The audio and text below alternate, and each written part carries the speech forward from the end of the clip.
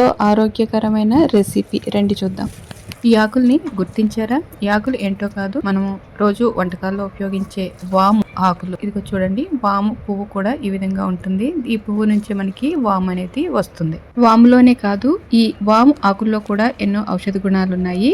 ముఖ్యంగా ఆస్తమా ఉన్న వాళ్ళకి, శ్వాసకోశ వ్యాధులు ఉన్న వాళ్ళకి, దగ్గు, జలుబు ఇటువంటి సమస్యల నుంచి కూడా మనం ఈ వాము ఆకులు కషాయం తాగడం వల్ల తగ్గించుకో. అలాగే డైజెషన్ కి సంబంధించిన ఏవైనా సమస్యలున్నా, జీర్ణశక్తి పెంచుకోవడానికి, అలాగే కడుపు ఉబ్బరం అన్నిటిని కూడా ఆకుల యొక్క కషాయం తాగడం వల్ల మనకి రిలీఫ్ అయితే వస్తుంది. ఎన్నో విటమిన్స్, యాంటీ ఆక్సిడెంట్లు ఉండడం వ్యాధి నిరోధక శక్తిని పెంచుతుంది. ముఖ్యంగా ఆర్థరైటిస్ పేషెంట్స్ కి అయితే కీళ్ళ నొప్పులు తగ్గించడానికి వాము ఆయిల్ కూడా ఎంతో ఉపయోగపడుతుంది. కిడ్నీలో రాళ్లు కరగడానికి కూడా ఈ వాము ఆకులు ఎంతో ఉపయోగపడతాయి. ఎంతో రుచిగా ఉండే ఈ వాము ఆకులతో ఈ రోజు మీకు ఒక పచ్చడి చేసి చూపిస్తాను. 2 టేబుల్ స్పూన్ల ఆయిల్ లోకి 1 టీ స్పూన్ శనగపప్పు, 1 టీ స్పూన్ మినపప్పు, 1/4 టీ స్పూన్ జీలకర్ర, 1/2 టీ స్పూన్ ధనియాలు, అలాగే పచ్చిమిర్చి ఒక 10 వరకు వేసుకోండి. కారం ఉంటే బాగుంటుంది.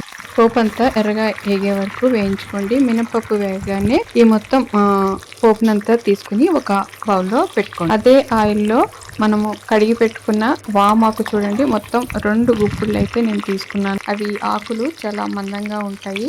చూడండి, ఫ్రెష్ గా కోసాను కాబట్టి వాటర్ కూడా దానికి బాగా ఉంటుంది. వీటిని ఆ ఆయిల్లో వేసుకుని వేగించుకోవాలి. ప్రకృతిలో లభించే ఆకులు, పండ్లు, కూరగాయలు, దుంపలు అన్నిటిని కూడా మన ఆహారంలో భాగంగా చేర్చుకోవాలి. వేటిల్ని కూడా అధిక మోతాదులో అదే పనిగా రోజు తినకూడదు, లిమిట్ గా తీసుకోవాలి. ఉప్పు 1 టీ స్పూన్, అలాగే కొద్దిగా చింతపండు వేసుకోవాలి.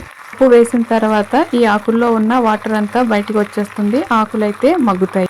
1/4 టీ స్పూన్ పసుపు వేసుకొని మొత్తం ఆకులన్నీ కూడా ఒకసారి తిప్పుకొని, ఆకులు బాగా మగ్గిన తర్వాత మనకి ఆకులు లోంచి వచ్చిన వాటర్ తోటే మొత్తం బాగా ఉడికిపోతాయి అన్నమాట ఆకులు.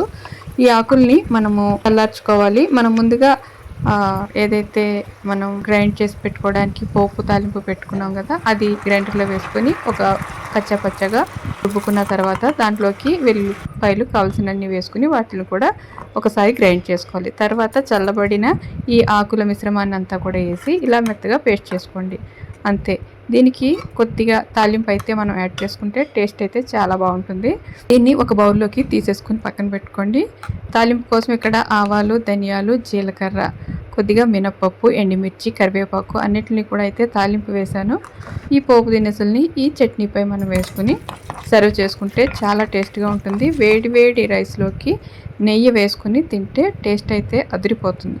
అంతేకాదు రోటీస్ లేకపోతే దోశ వీటన్నిటికీ కూడా మనము తినచ్చు, టేస్ట్ బాగుంటుంది. పోపు వేగిన తర్వాత ఇంగువ అయితే తప్పనిసరిగా వేయండి. ఇంగువతోటే టేస్ట్ బాగుంటుంది. మీరు కూడా ట్రై చేయండి. వాముని ఎలాగూ మనము వంటల్లో వాడుతూ ఉంటాము. అలాగే ఇలాగా ఆకులతో మనం పచ్చడి చేసుకోవడం, అలాగే బజ్జీలు కూడా చేసి మన ఛానల్లో పెట్టాను చూడండి. ఎంతో టేస్టీగా ఉంటుంది. 2-3 రోజులు మనం అలా బయటే ఉంచవచ్చు. ఒక వారం రోజుల వరకు తినాలి అనుకుంటే మీరు ఫ్రిడ్జ్ లో పెట్టుకోండి.